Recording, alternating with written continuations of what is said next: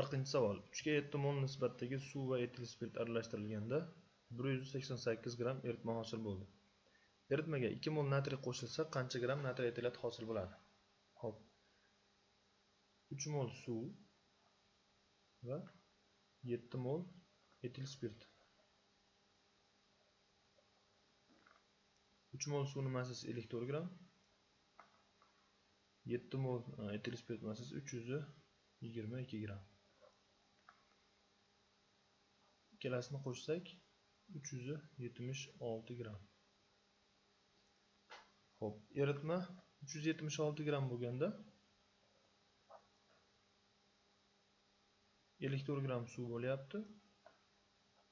322 gram etil spirt bo'lyapti. Bizdagi eritmani 188 gram bergan.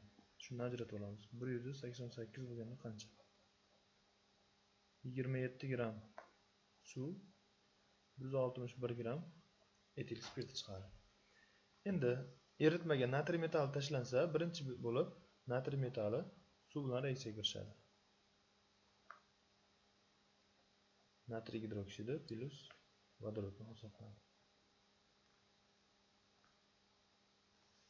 Xo'p, 36 gram suvga 2 mol natriy metal sarflansa, 27 gram suvga qancha natriy metal sarflanadi? 1,5 mol. Natriy metali umumiy bizda 2 mol edi. Ayirib yuborsam 0,5 etil spirtga sarflanadi. Etil spirti natriy metal bilan ta'sirlashganda natriy etilat plus vodorodni hosil qiladi.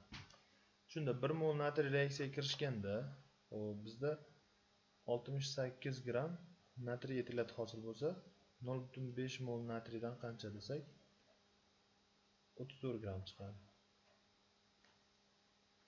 To'g'ri javob 34 gram.